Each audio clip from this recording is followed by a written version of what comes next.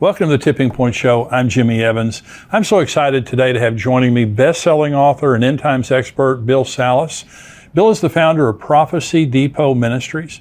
He's written 11 books and produced 14 DVDs. He's an author and speaker I've learned a lot from over the years, and I'm very glad to have him joining me today to discuss a very important prophetic event, the Psalm 83 war. Bill, thank you for joining me today.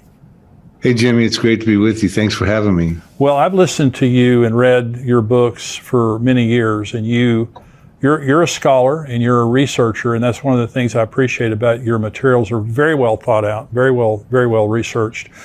You've written this book, Psalm 83, The Missing Prophecy Revealed. Now, we get a lot of questions about this here on the Tipping Point Show, and I just want to say right off the bat, if you're interested in the Psalm 83 war, we're going to be talking about it here today. This is a phenomenal book that gives you all the details about Psalm 83 and all the research that Bill has done. And I'm sure you can get this on Amazon.com. Bill, what is your website where people can go? Well, thank you, Jimmy. Yes, it's prophecydepot.com. Prophecy Depot, like Home Depot.com. Okay, and all of your resources are available on there? Absolutely. Yeah, we have an online bookstore and DVD store, etc. So Psalm 83, we're going to talk in detail about this passage. You believe that this is speaking of a war that has yet to take place. Is that correct?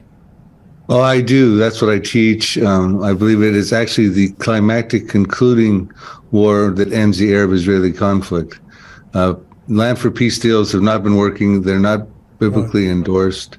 But there's a plethora of prophecies that I believe are related to Psalm 83 that talk about war, that talk about Israel defeating its surrounding enemies that share common borders with them. And all of them are listed in Psalm 83. So I do believe it's a coming war that has not found fulfillment yet. Well, Asaph, the Psalms are written by different people, but Asaph wrote Psalm 83, and you believe that's significant, right? I do, because about 3,000 years ago, Asaph was a very close friend with King David. He was King David's worship leader. Matter of fact, they probably jammed together and did praise and worship on the Sabbath, right? Yeah. And he was a worship leader, but he was also a prophet. And at a time when the Jews were living large in the land, David had the anointed King David. They were going to build their temple. The reason they were living large in the land, we find out in 1 Chronicles 18 that David had conquered Philistia, which is where the Hamas are in the Gaza. Right. They'd conquered Edom and Moab and Ammon. That's in modern-day Jordan today. We'll put a face on those modern-day equivalents today. They conquered up into Syria, and ancient Assyria. And then all of a sudden, Asaph comes out with this futuristic foretelling about the very countries and populations, territories and populations that David had just conquered, and said, by the way, they're going to form a confederacy and try to wipe the nation of Israel off the map. The name of Israel will be remembered no more. So it was very peculiar that at that time he would come out with that prophecy. Now we find out that Asaph was a prophet in 2 Chronicles 29:30. We're told that moreover King Hezekiah and the leaders commanded the Levites to sing praise to the Lord with the words of David and Asaph, the seer, that means prophet, like Ezekiel or Jeremiah. Right. Also, we're told in 1 Chronicles 25:2, the sons of Asaph are under the direction of Asaph, who prophesied according to the order of the king. So he is a prophet, and he wrote 12 Psalms, Psalm 50 through Psalm 73 through Psalm 83. The most prophetic of them is Psalm 83, and then secondarily would be Psalm 50. So I look at this as a very relative prophecy for our time, Jimmy. So what is the plot? Because these are nations that immediately surround. Asaph is prophesying that basically the nations immediately surrounding Israel are going to try to snuff them out. Now you can see that hatching as we speak. But so you believe that these nations exist, and do they have the motive? What's the plot behind all this? Right. Well, the Psalm, the first 5 verses lays that out for us. It says Asaph initially petitions God right off the bat in verse 1 because of what he's about to foretell is so egregious, a confrontation to wipe Israel off the map. He says to God, do not keep silent. Do not hold your peace, and do not be still, O God. He's saying to God, listen, Do not keep silent. You have to have a response to what's about to happen. Do not hold your peace. You got to be ready for war and do not be still. You got to intervene. You got to be involved. And I point out in the Psalm 83 book and other prophecies that the Lord does intervene, and he empowers the Israeli Defense Forces, who exist in fulfillment of biblical prophecy today, to wage and win the war against the Psalm 83 countries. And it goes on to say that your enemies make a tumult, and those who hate you have lifted up their head. They have taken crafty counsel against your people, that would be Israel, the Jews, and against your sheltered ones. And they have said, come and let us cut them off from being a nation, that the name of Israel may be remembered no more. For they have consulted together with one consent. They form a confederacy against you. So what Asaph is saying, that in the future, the countries we're about to reveal would come together and form a devious plan to destroy the nation of Israel, to wipe Israel off the map, and even banish Israel from the future of all history books and past, because that the name of Israel would be remembered no more. And we're going to find that this is not a chronological assortment of Israel's enemies, but a contemporary group of modern-day countries, which actually came to war against Israel in 1948, 1967, and 1973. But that did not fulfill the prophecy, because the rest of the prophecy has to be fulfilled. And that's the plot. They want to destroy Israel, and we find out in Psalm 83, verse 12, the reason they wanted to destroy Israel and wipe it off the map is they want to take the promised land for their possession. They want the pastures of God for their possession. Right. So that's the plot.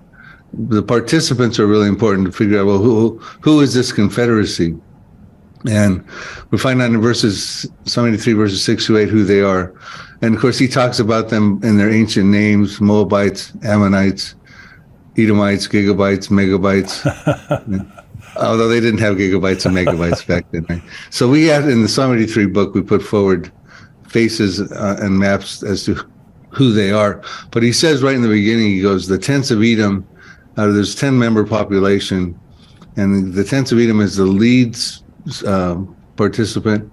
He says the Ishmaelites, that would be Saudi Arabia. I'll tell you who the tents of Edom are in just a minute, in my estimation. Okay. Moab, that'd be central Jordan. The Hagarenes, that would be Egypt. Gebal, that'd be Lebanon. Ammon, that would be northern Jordan. Amalek would be down in the Sinai. Philistia, that's where the Hamas are in the Gaza. And the inhabitants of Tyre. So he's listed two populations so far in a habitation condition: the tents of Edom and the inhabitants of Tyre. Tyre would be in Lebanon, and that's where the Hezbollah hail from right now. Assyria has joined with them, and they have helped the children of Lot. So one of the members, Assyria, is actually helping the children of Lot, which is Jordan. Moab and Ammon were the children of Lot. So they're involved and integrated into actually helping another participant in the Confederacy. But the thing that's fascinating to me is he says the tents of Edom. He starts right off the bat. So whenever you see a member listed first in a Confederacy, that's really significant. It's sort of like the star of a movie. When you see the credits at the end of the movie, the stars are listed first, then the cast and crew subsequently come rolling onto the screen. But he says Edom is the star of this show, so to speak. But he puts them in a habitation condition. The tents of Edom. Tents represent biblically either military encampments or more prominently refugee conditions. Right. And the Edomites, as I trace through in my Psalm 83 book, have ethnical representation in the Palestinians today. Not all the Palestinians are of Edomite descent, but a majority of them are. And when we find them in a condition of refugee conditions, which happened as a result of the 1948 war, the tents of Edom became a reality when Israel came back in the land and the Arabs lost that 1948 war. And their plight is what's being bannered here, the Palestinian plight. They want a Palestinian state. They want to take the pastures of God for possession so they can have another Arab state. And of course, we see that there's our presidents and the international community is trying to broker two-state solutions, et cetera. So I think we're watching this unfold in living color in modern times, Jimmy. Well, Bill, right now the United Nations had a select committee last week recommend that Israel be tried in an international criminal court at The Hague for their occupation of Palestine, Palestinian lands, beginning in 1967. This goes back to the invasion in 1967. And so this is a committee, but if the United Nations passes this and they end up going to the International Criminal Court, of course, Israel's not going to recommend whatever they do, but it could be the first step toward an invasion. So How do you see this all coming out? I mean, we know that God's going to supernaturally give the IDF the ability to protect Israel. How do you believe this thing is going to take place, and what do we see right now that's leading toward that? Well, if you want my speculative scenario about what's on my radar screen, Jimmy, I would say basically what we're going to see happen is a sequence of events, prophetic events. One thing's going to happen probably in the near future, and it's going to lead to a succession of events on the heels of that event. And my suspicion is that Israel is going to strike Iran. And if they strike Iran, that's going to create a big issue because Iran has proxies surrounding Israel, Hezbollah in Lebanon, with 150,000 missiles pointed at Israel. Some of those are precision guided, could hit within a 20 foot radius. They could hit Tel Aviv, they could take out Ben Gurion Airport. They've got a bank of targets. You got Hamas down in the Gaza, right, who says we can match Hezbollah by lobbing at least 1,000 missiles a day into Israel. You got Syria, who used chemical weapons over 300 times in their Syrian revolution with Bashar al-Assad there. Right. They could be lobbing chemical weapons into Israel. You got the Houthis down below Saudi Arabia who say they can also hit Tel Aviv with precision-guided missiles they've gotten from Iran. You got Shiite militias in Iraq. I believe that an attack on Iran would be also prophetic as well, because there's two prophecies of Iran in the end times. One of them is in Ezekiel 38. Right. Ezekiel 38:5, it's under the banner of Persia. Persia became Iran in 1935. It was renamed. But there's also a prophecy of Elam in Jeremiah chapter 49, verses 34 through 39, which I believe actually precedes, and it's probably what we're talking about here. It seems like it's a nuclear prophecy. And of course, Iran is on the fast track to get a nuclear weapon if they don't already have one. Right. They've been seizing the opportunity since Donald Trump withdrew from the JCPOA in 2018 to rapidly advance their nuclear program. And I think once they get struck, that's going to catalyze an event, and Israel's going to find itself in a prison rules war. They're going to be fighting for their life. Yep. Weapons coming, missiles coming in from all sides. Iran just recently announced they have a hypersonic missile that can get to Israel in 400 seconds. Unbelievable. That's 6.66 minutes, by the way. Wow.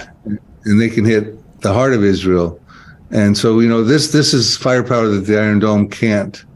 The Israeli defense systems are great, but they can't fend off the firepower that could be unleashed on them. And I think what happens at that point, Jimmy, is Israel lashes out and they destroy a city overnight. And I believe that would fulfill the Isaiah 17 prophecy, the destruction of Damascus. Right. Damascus will cease from being a city. It'll become a ruinous heap. We're told in Isaiah 17:1, Isaiah 17:9 says, the desolation is caused by the children of Israel. And Isaiah 17:14, concluding the prophecy, says, in the morning you see him, speaking of Damascus in the masculine pronoun, but in the evening you see him, but in the morning he is no more. This is the portion of those who rob us and those who plunder us. And I think when that happens, Jimmy, if my scenario is correct, and I support it scripturally in my teachings, I think the Arab world will go up in an uproar because they just took out the oldest continuously inhabited city in recorded history, the capital of Syria, Damascus, and they're going to start saying in Lebanon, what about Beirut? Are we next? What about Amman, Jordan? Are we next? Which they are next, by the way. There's prophecies about Amman, Jordan that show Israel reducing it to rubble also. What about Cairo in Egypt? What about Mecca in Saudi Arabia?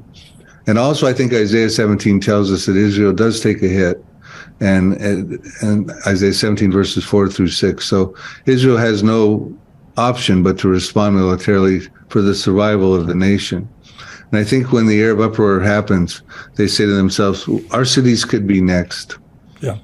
Israel's hurt right now. This would be a time to come together. We can probably come together and take out Israel right now and survive our cities and that sort of thing. And I think that would then lead to Psalm 83. So it's a succession of events, probably starting with Iran's nuclear program, Jeremiah 49, the Elam prophecy, probably leading to a proxy war where Damascus gets taken out as a city, probably leading to the Psalm 83 final Arab-Israeli conflict. And that would conclude the Arab-Israeli conflict.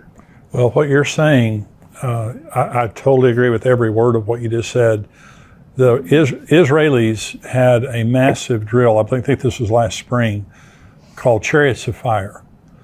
And every branch of their military, and some of this included the United States Air Force, our military, they practiced bombing Iran.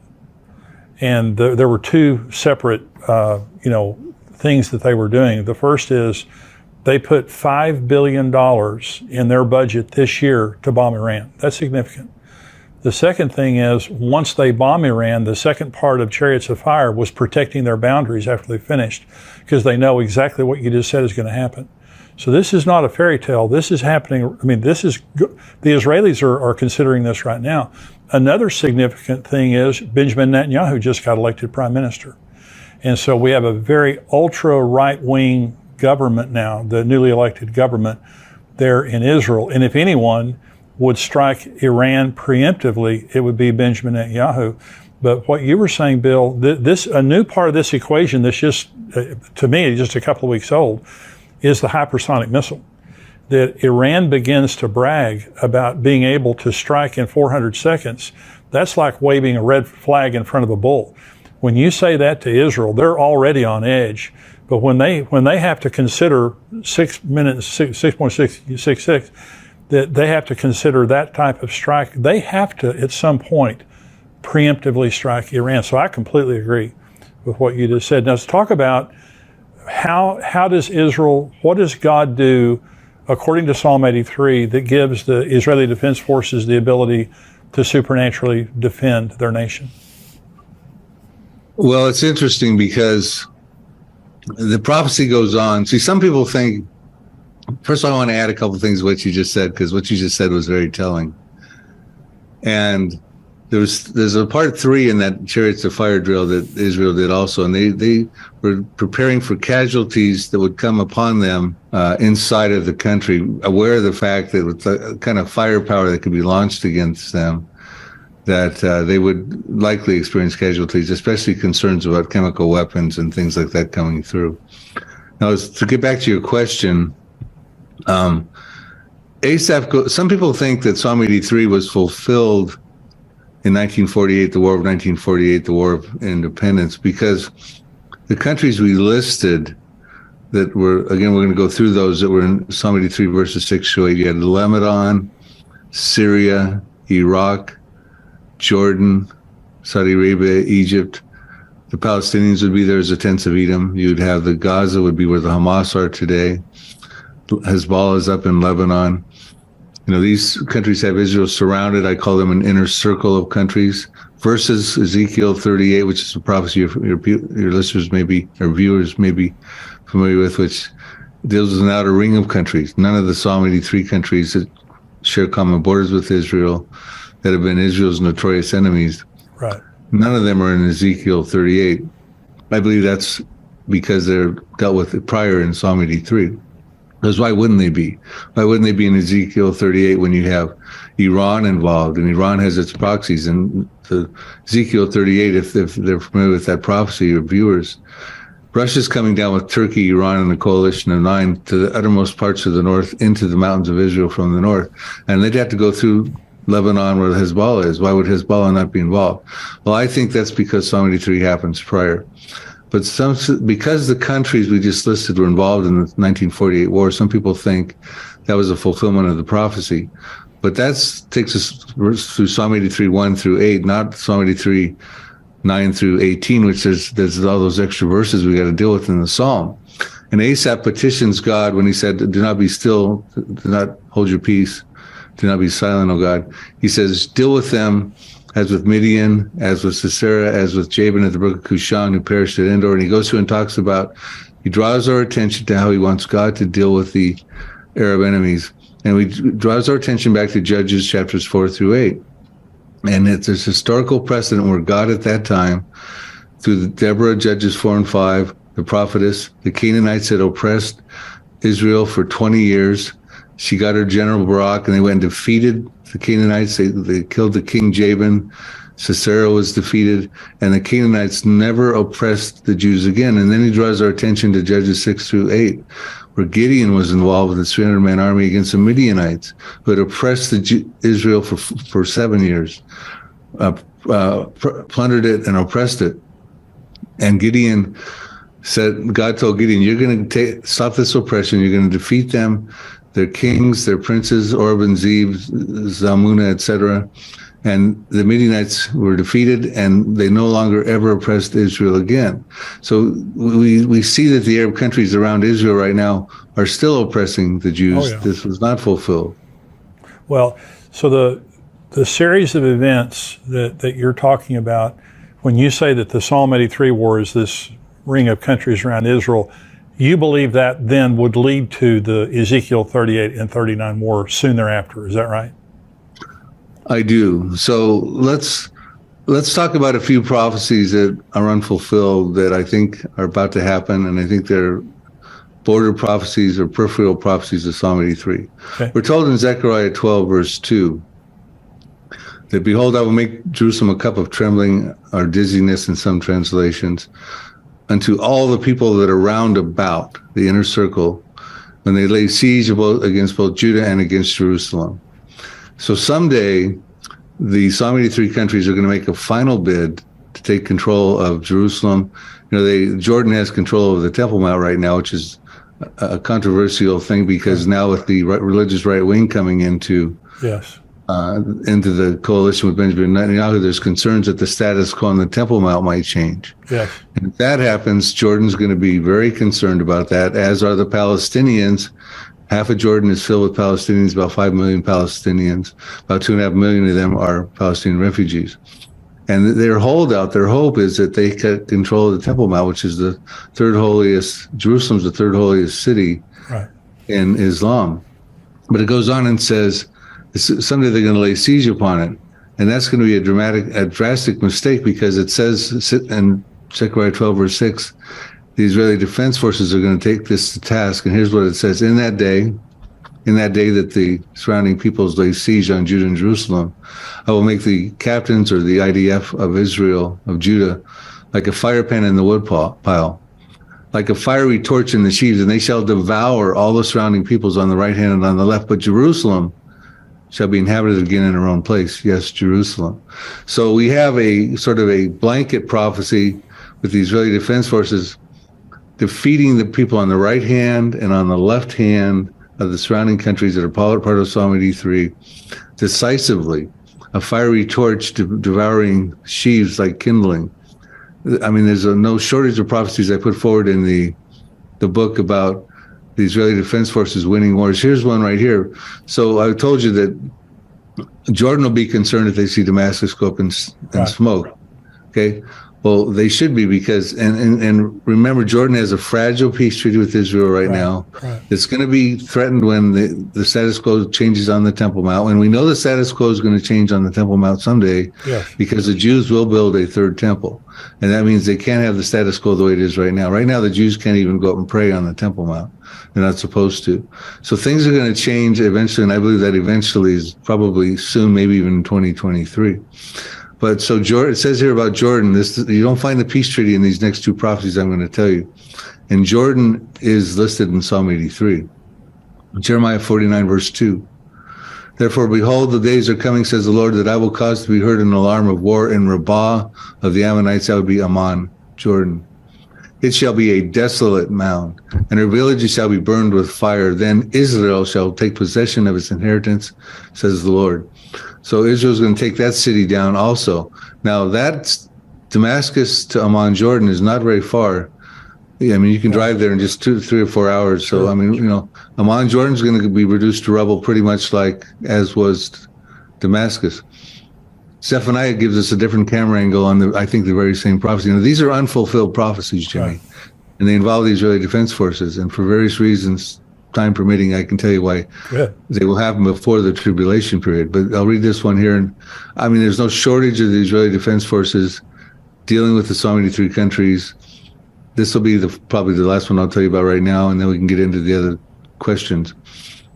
Zephaniah 2, verses 8 through 9. I have heard the reproach of Moab, that's central Jordan, and the insults of the people of Ammon, that's northern Jordan, which they have reproached against my people and made arrogant threats against their borders.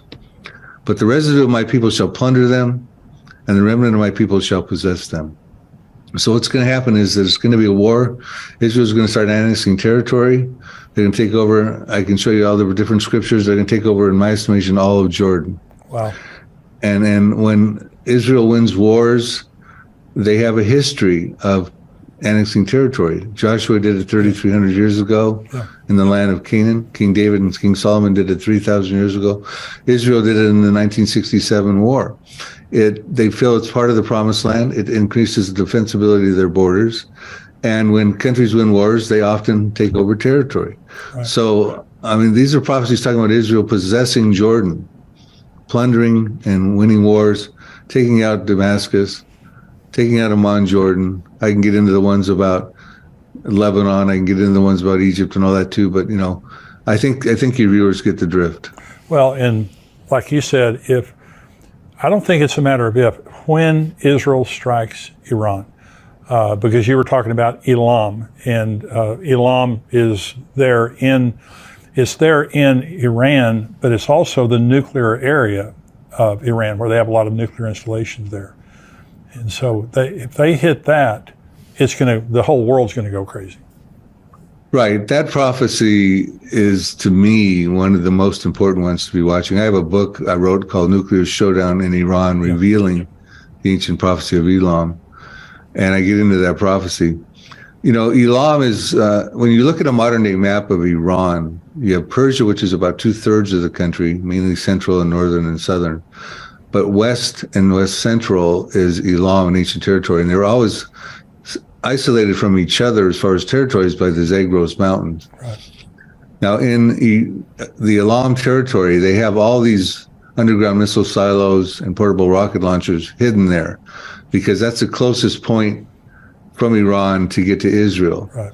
Like I said, they had missiles that could get there in 8 minutes. Now they got hypersonic missiles, which Iran is boasting cannot be detected and stopped by Israel's defense systems. They can get there in 6.66 minutes, now 400 seconds. So they're boasting.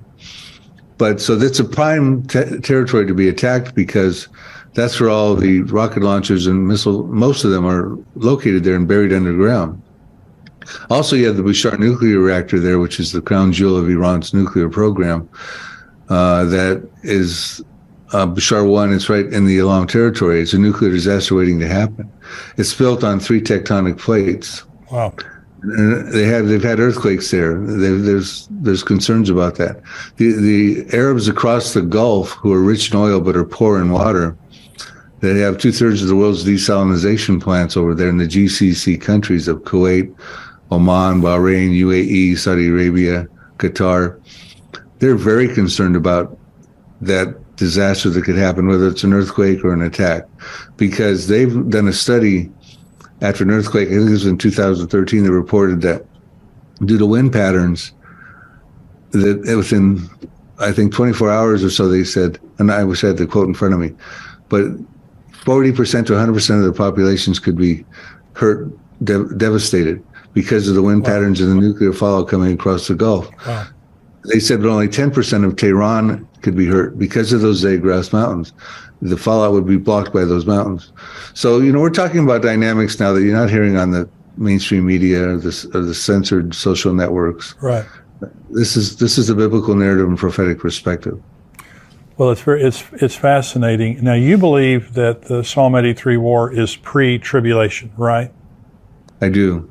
And so let's talk about the Antichrist for just a minute, because the Antichrist is going to take the world stage then after the Psalm 83 war, and I also believe after Ezekiel 38 and 39. I believe those pretty much coincide. So the Antichrist is going to take opportunity, kind of like after the Holocaust, and the world had sympathy for Israel. Do you think that's what's going to happen after God takes the glory for this? I do, and I concur with you. I think there's sound reasons, especially with Psalm 83 and also with Ezekiel 38, to make them both pre-tribulation. I think there's sound reasons to sequence them Psalm 83 first, which enables Israel to dwell securely, tear down the walls that they have on the borders around them. They've got walls to the north with Lebanon. They got a partition wall that's 400 plus miles in the middle of Israel that separates Palestinian terror from Israel proper. They got walls down around the Gaza. They got walls around Egypt separating. They got walls separating Jordan. And Ezekiel 38 talks about a time when Israel will dwell securely in the midst of the land without walls, bars, nor gates, and receive of great plunder and booty, because that's what Russia comes after.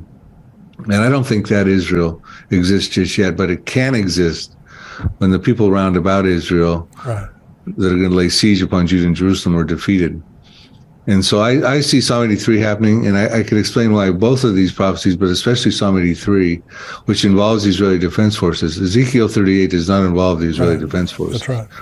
God stops that supernaturally with an earthquake. The enemies who speak foreign languages will start killing each other. They'll panic. There'll be fire, great hailstones, flooding rains. Right. And God takes the glory for that. It says in Ezekiel 39:7, after that happens, I will make my holy name known in the midst of my people Israel. They shall not profane my holy name anymore. The nation shall know I am the Lord, the Holy One in Israel, which required two things. He said, my people Israel. Okay, well, that means the Jews couldn't have been destroyed in the Holocaust. They had to be brought back into the land. Right. And that means there's so many three Arabs can't destroy them also, because God has plans to make his holy name known through his people Israel. And they will say that the Holy One in Israel, meaning there had to be a land of Israel. The Arabs can't be successful in Psalm 83 and take the pastures of God.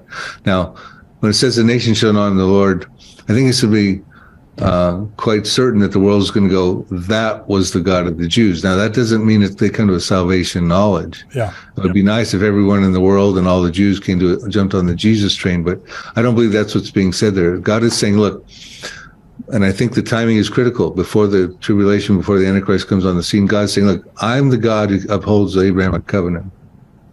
I'm the God who keeps his promises to the believers in Jesus Christ. Now you can choose me now, and look what I've just did. I've defended my Abrahamic covenant.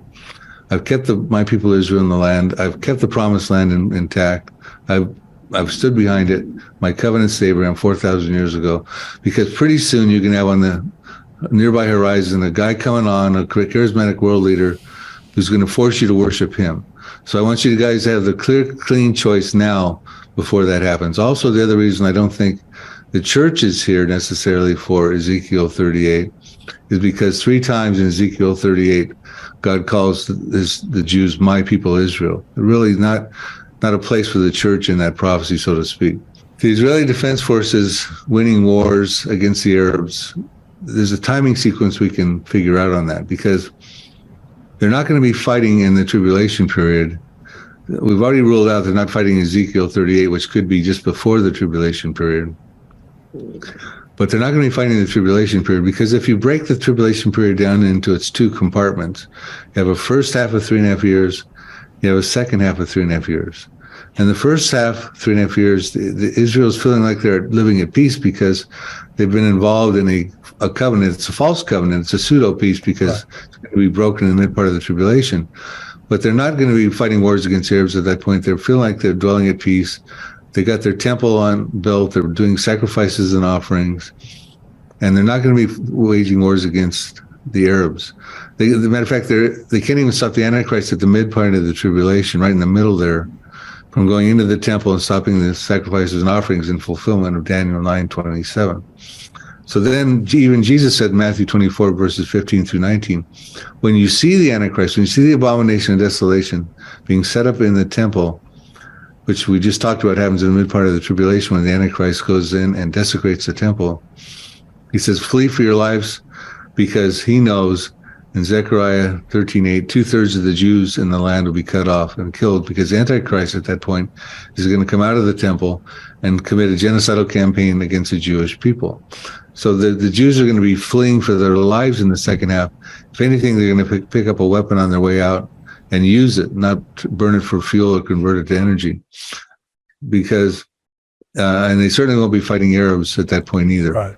The wars with the IDF, and there's numerous ones, in fulfillment of Bible prophecy, I put those before the tribulation for those very purposes. I think that makes perfect sense. Bill, I want to thank you for joining me today. Now, let me say again, your book, Psalm 83. Now, Bill has lots of end times books.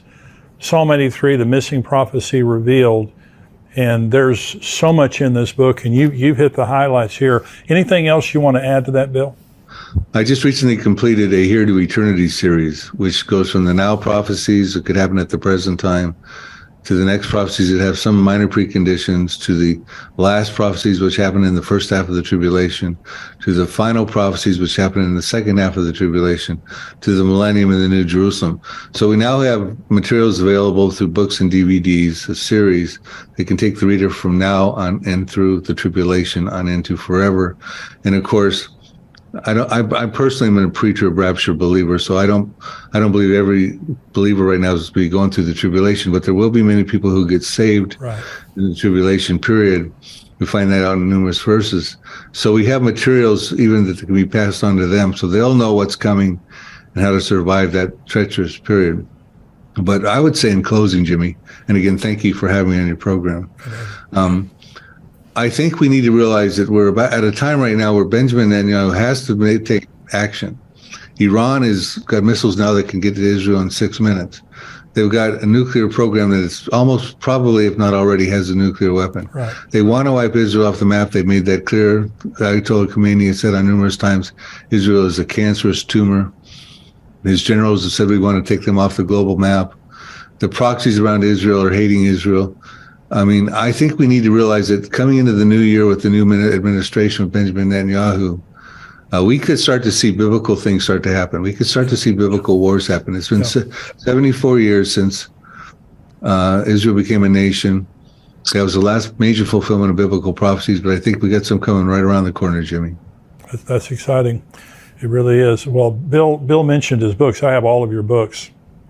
Really encourage you to go to prophecydepot.com, and Bill's books and information are there. I know I've bought some of your stuff on Amazon too. God bless you. Wonderful ministry. I want you to come back with me here in the near future. I want to talk about the nuclear showdown in Iran, your book on that. I'd love to. Absolutely, Jimmy. God bless you, Bill. Thanks for being with me. God bless you. Thank you. We're going to go now to the subscriber portion of our program. If you're watching this on YouTube and you're not a subscriber to endtimes.com, I encourage you to go to endtimes.com. It's $7 a month, $77 a year. You can watch the entire Tipping Point podcast, plus all the other things that we put out, videos and all the